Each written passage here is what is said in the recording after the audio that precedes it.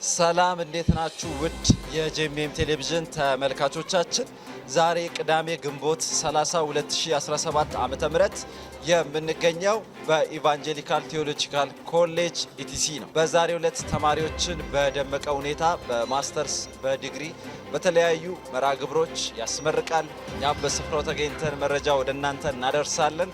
ተከታተሉ። በምረቃ መርሃ ግብሩ ላይ ጥሪ የተደረገላቸው እንግዶች የተገኙ ሲሆን በኢትዮጵያ ቃለ ሕይወት ቤተክርስቲያን ፕሬዝዳንት በሆኑት በዶክተር ስምዖን ሄሊሶ በጸሎት መርሃ ግብሩ ተጀምሯል። በመቀጠል በሳር ቤት ቃለ ሕይወት ቤተክርስቲያን ዝማሬ ቀርቦ ጉባኤው እግዚአብሔርን አምልኳል። በኢቲሲ ፕሪንሲፓል በሆኑት በዶክተር ፍሬው ታምራት ለተማሪዎች የእንኳን አደረሳችሁ መልእክት ተላልፈዋል። ዶክተር ምህረት ደበበ ለተማሪዎች ቀጣይ ለሚኖራቸው አገልግሎት አበረታተዋል። በመጨረሻም ተማሪዎችን በደመቀ ሁኔታ ተመርቀዋል።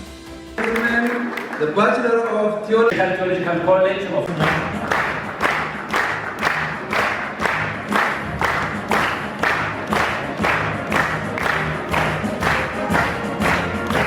ስሜ ፍሬው ታምራት ይባላል። የኢቫንጀሊካል ቴዎሎጂካል ኮሌጅ ፕሪንሲፓል ነኝ።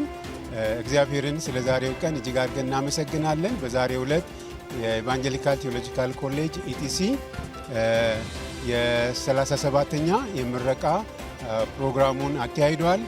ኢቲሲ በኢትዮጵያ ውስጥ ከተቋቋመ 42 ዓመታት ሆኖታል። በእነኚህ በ42 ዓመታት ውስጥ የዛሬዎቹን ተመራቂዎች ጨምሮ 2054 አገልጋዮችን ለኢትዮጵያ ቤተክርስቲያንና ከኢትዮጵያ ውጭ ላለችው ቤተክርስቲያን ያዘጋጀ ተቋም ነው። የጌታ ጥሪ ያላቸው ማገልገል የሚፈልጉ በሙሉ ጊዜ ይሁን በትርፍ ጊዜ እግዚአብሔር በሰጣቸው ጊዜ ቤተክርስቲያንን ማገልገል ለሚፈልጉ ሁሉ እንደዚህ አይነት እንደ ኢቲሲ አይነት እውቅና ያለው መሰረቱ ጠንካራ የሆነ ትምህርት ቤት መጥተው ቢማሩ ለቤተክርስቲያን ጠቃሚ ይሆናሉ ብዬ አምናለሁ። ስለዚህ አዳዲሶች ወደፊት ለማገልገል እያገለገሉም ያሉ አገልግሎታቸውን ለማሳደግ ወደ ኢቲሲ መጥተው እንዲማሩ ለመጋበዝ ፈልጋለሁ።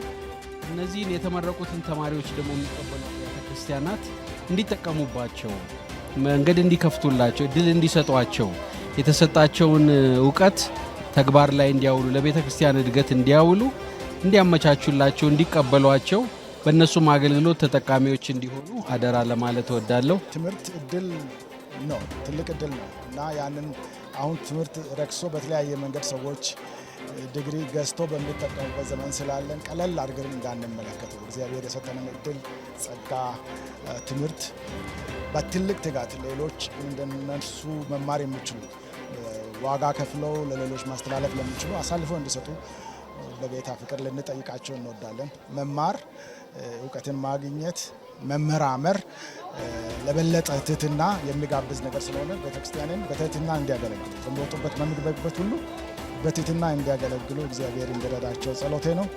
እግዚአብሔር በጣም በብዙ ረድቶኝ ስለጨረስኩኝ በጣም ደስ ብሎኛል እና ደግሞ ኢቲሲ የተማርኩት ትምህርት ልጆች እግዚአብሔር ለእያንዳንዱ ልጅ ያለውን የእውነተኛ የህይወት ፐርፐዝ ምን እንደሆነ ለመንገር ለልጆችና በዛ ደግሞ እንዲያድጉ መስመርን ለማሳየት ማድረግ የሚጠበቅብኝን ነገሮች ለማወቅ አብቅቶኛልና ለዛ በጣም እግዚአብሔርን አመሰግናለሁ። ኢቲሲንም በጣም አመሰግናለሁ። ውድ የጄኤምኤም ቴሌቪዥን ተመልካቾቻችን የኢቫንጀሊካል ቴዎሎጂካል ኮሌጅ ኢቲሲ ለ37ኛ ጊዜ 98 ተማሪዎችን በደመቀ ሁኔታ በዛሬው ዕለት አስመርቋል። በአጠቃላይ 2054 ተማሪዎችን ነው እንግዲህ ትምህርት ቤቱ እስከ ዛሬ ድረስ ያስመረቀው። እኛም በስፍራው ተገኝተን መረጃዎችን ወደ እናንተ አድርሰናል። ኤልያስ ወንድሙ ነበርኩ። ስለተከታተላችሁን ከልብ እናመሰግናለን።